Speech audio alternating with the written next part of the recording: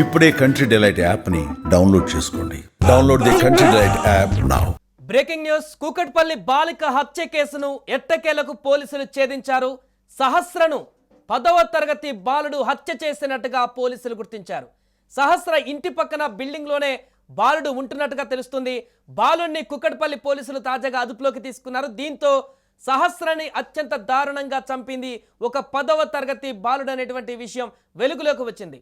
ఇంట్లో చోరీ కోసమని వెళ్ళినటువంటి ఆ బాలుడు ఆ యొక్క చోరీని అడ్డగించడానికి సహస్ర ప్రయత్నం చేయడంతో సహస్ర పైన కూడా విచ్చలవిడిగా కత్తితో దాడి చేసి తనని విచక్షణ రహితంగా చంపి అక్కడి నుంచి పరారైనట్టుగా తెలుస్తుంది.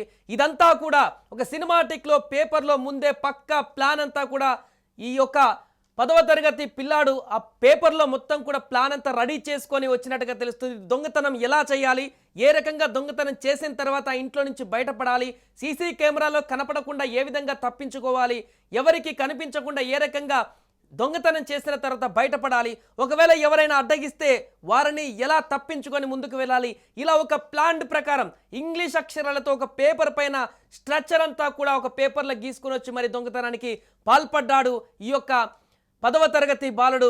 అతనే సహస్రను అత్యంత దారుణంగా కిరాతకంగా హత్య చేసి అక్కడి నుంచి పరారయ్యాడు.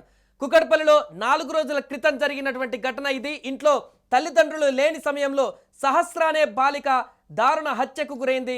ఇది రాష్ట్ర వ్యాప్తంగా కూడా సంచలనంగా మారింది. ఈ కేసులో హంతకులెవరూ తెలియక పోలీసులు 3-4 రోజులుగా తీవ్ర గాలింపు చేపట్టారు. సీసీ కెమెరాలు అన్నీ కూడా జల్లెడ పట్టారు. ఎక్కడ కూడా ఎలాంటి ఆనవాళ్లు దొరక్కపోవడంతో అసలు ఈ హత్య ఎవరు చేశారు, ఎవరు చేయవలసి వచ్చింది, రకరకాల ప్రశ్నలు ఉత్పన్నమయ్యాయి. ఎట్టకేలకు ఒక 10వ తరగతి బాలుడు 10 సంవత్సరాల చిన్న పాప సహస్రని అత్యంత క్రూరంగా ఈ రకంగా 20 కత్తిపోట్లతో చంపాడనేటువంటి విషయం ఇప్పుడు బయటికి రావడంతో సంచలనంగా మారింది. అంటే ఇదంతా కూడా సోషల్ మీడియాలో చూసి నేర్చుకొని ఈ రకంగా ప్లాన్ చేసుకున్నాడా, లేకుంటే ఇప్పుడున్నటువంటి టెక్నాలజీ ఆధారంగా ఆ పిల్లోడు మొబైల్కి అట్రాక్ట్ అయ్యి ఇదంతా నేర్చుకొని చేశాడా, ఏ రకంగా చేసినా కూడా ఇంత దుర్మార్గమైనటువంటి ఆలోచనకి ఆ బాలుడు ఎలా మారాడనేది కూడా ఇప్పుడు అందరినీ భయకంపితులుగా గురిచేస్తుంది. ఇక తాజాగా ఈ కేసు మిస్టరీ వీడిపోయింది. సహస్రను చంపింది ఒక 10th క్లాస్ బాలుడు అని పోలీసులు తేల్చారు. స్థానికులు చెప్పిన వివరాల ఆధారంగా సహస్రను చంపింది ఆ బాలుడేనని పోలీసులు చెప్తున్నారు.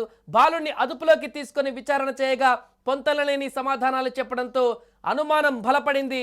దీంతో ఇంట్లో దొంగతనానికి వచ్చినటువంటి 10వ తరగతి బాలుడు అక్కడ దేవుడి పటాల వద్ద ఏదైతే హుండీ ఉందో అక్కడ డబ్బులను 80,000 రూపాయలను దొంగలించి అక్కడి నుంచి వెళ్ళడానికి ప్రయత్నించే క్రమంలోనే సహస్ర చూసి ఆ బాలుడిని అడ్డగించేటువంటి ప్రయత్నంలోనే ఆ బాలుడు తీవ్రంగా సహస్ర పైన గొంతు పైన తన కడుపులో తీవ్రంగా కత్తులతో దాడి చేసి సహస్ర గొంతు నిలిమి ఆపై బ్రతికి ఉందేమోనన్న అనుమానంతో మరొకసారి కత్తితో గొంతు కోసి మరి అక్కడి నుంచి చంపేసి వెళ్ళిపోయినట్టుగా తెలుస్తుంది.